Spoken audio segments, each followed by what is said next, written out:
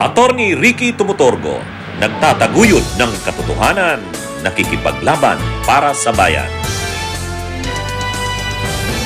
Talagang matindi, mga kabunyog, mga kababayan. Hindi niya alam ang kanyang pinagsasabi. Nagmamagaling pa kanina si Robin Padilla. Akala mo ang galing-galing, ano? Ay, di ba ganito, mga kabunyog, ano? Ilagay ko muna sa ano, ipaliwanag ko muna. Yang nakikita niyo, yan si John Mark Kalilong. Yan ay expert na ano na agent o personnel ng National Bureau of Investigation pagdating sa mga cybercrime. Yung mga ano, mga kaso na ano, may kaugnayan sa internet, sa internet, ano? Ah, Expert talaga siya diyan. Nag-training siya sa Interpol, sa US, ano? Ah, walang question, ano siya, expert siya diyan. Kaya pagdating sa mga kaso sa NBI na may kaugnayan sa mga kasong related sa internet o cybercrime, siya 'yon. Siya ang pinagmamalaki ng NBI. Ito yung unang witness na present, ano? Napakagaling nga nito nung present ito. Kasi talagang ano siya, talagang focus siya sa kung ano yung kanyang tinitestify. So ngayon, mga kabunyog, kahit pinipilit na tibagin yung competence niya, pinipilit siyang tibagin noong defense lawyers, sila Attorney Narbasa, wala, hindi na, no? Talagang ano siya, nanatili siyang matibay. Ngayon, itong si Padilla, bilang isa sa mga senator judges, nag-aastang akala mo magaling. Alam nyo kung ano ang pasok ni Padilla, mga kabunyog? Ginoong saksi, kanina po kasi habang nagkakaroon ng pagdinig, ako po'y laging iistorbo dahil tuwing may itatanong, mag-o-object, medyo magulo po eh. Pwede po bang sagutin po ninyo ako dahil noong pong February 5, ang sabi po dito ay insufficient po yung na hindi dapat makarating na sa preliminary investigation. Tama po ba? February 5 po yon? May certification, sir. Yes po. Opo. Tapos nung February 14, naging sufficient na for conduct of preliminary investigation.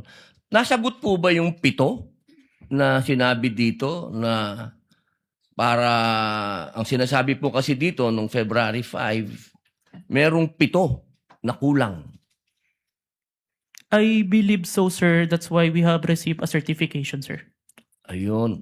Kasi po, parang narinig ko kanina, hindi po naibigay yung original copy nung sinagawang interview kay Vice President Sara Duterte. Yung original po na kopya, kung sino po yung nag-record. Wala po kayong affidavit? Meron po ba kayong affidavit na nakuha nyo? Yes, sir. Ako po yung ang inire-request po ng DOJ dyan is affidavit po nung nag-screen record, which is my affidavit, Your Honor. Meron po siyang affidavit? Ako, sir. Ako po yung nag-execute, sir. Kasi hindi po yung mismong tao? Yes po. Ang hinihingi po kasi ni DOJ is kung sino yung nag-screen record through OBS, sir. Hindi po yung mismong tao? Yes, Your Honor. Kayo lang po yung nag-affidavit? Yes, Your Honor. Pero meron po kayong pagkakataon ba na nakausap niyo yung tao at nagbigay siya ng affidavit? May I clarify, Your Honor, if sinong tao yung tinutukoy? Yung nag-record po? Ako po yung nag-record through OBS, sir. Hindi po. Yung mismong nag-record po kay Inday sa Vice President. Nakausap niyo po ba? Yung raw file po. Kasi napakahalaga po nun. Kasi doon po natin malalaman kung original ba o hindi. The video itself, sir, is publicly available. That's why I performed the recording, sir. Opo. Pakisagot na lang po, mahal na saksi, kung nakuha niyo po ba yung original. Yung original, hindi po yung galing sa internet. The original, no, sir. Yun lamang po. Maraming salamat po. Ang tanong ni John Mark Kalilong, sino po? Sino po? May I clarify, Your Honor, sino pong tao yung tinutukoy nyo? Ganun yung tanong ng yung tanong sa kanya nung witness. Kasi ang sabi ni Padilla, mayroon ba kayong pagkakataon, Mr. Witness, na nakausap nyo yung tao at nagbigay ba siya ng affidavit? Ang tanong nung witness, sino po? Sinong tao? Sabi niya, yung nag-record po, sabi ni Padilla, yung nag-record. Ibig sabihin, yung nag-record daw ng video ni Sara, yung controversial na video. Ang sabi naman ito ni John Mark Calilong, ako po yung nag-record po through OBS, sir. Nakita nyo na ngayon yung katangahan ni Padilla. Mga kabunyog, mga kababayan. Nakita nyo yung katangahan ni Padilla. Parang ganito kasi ang iniisip ni Padilla. Mga kabunyog. Mayroong nag-download o nag-record nung video ni Sara, ni Inday Sara. Pagkatapos, yung nag-record na yon, dapat daw, yung nag-record na yon or nag-download, yun ang nakausap nitong NBI cybercrime expert. Dapat daw, yun ang nakausap. Kasi parang yun yung, may sinabi pa si Padilla, yun daw kasi yung original eh. Yung dinownload na yun, yung nirecord na yun, yun daw yung original. Yun daw yung raw file. May mga ganun pa si Padilla. Mga kabunyog, mga kababayan, alam naman natin kung ano ang nangyari. Ganito ang nangyari. Mayroong online press conference si Sara. Kumbaga yung mga DDS supporters, nag-hold ng online press conference. Kumbaga, mayroong binigay na siguro na Zoom link, pwedeng pumasok doon yung mga invited. May invited na mga vloggers, may invited din na ilan sa mainstream media, siguro is MNI, Net25, yung mga kadalasan. Nagsalita doon si Sara. So ibig sabihin, naka-live yun, naka-live stream yun sa internet. Talagang ang purpose nun, naka-live stream. Ginagawa rin namin yan. Siyempre, ginagawa ko rin yan. Kumbaga, naka-live stream. So in that case, walang nag-upload, walang video. Iba yung may video ako na record tapos in-upload ko. Parang katulad nito. Itong ginagawa ko ngayon, live tayo. May nag-upload ba nito? Natural, walang nag-upload kasi live. Naka-live tayo ngayon. So mayroon ba akong staff na nag-record nito? Wala.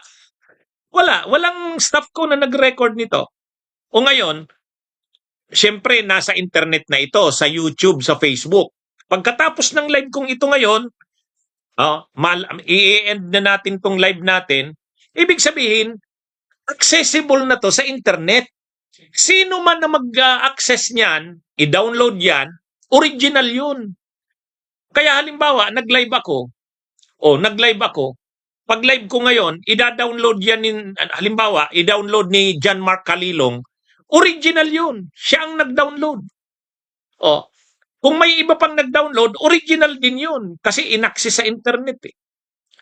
Ang ideya ni Robin Hood Padilla, mayroong ibang taong nag-download, tapos yung nag-record na yon,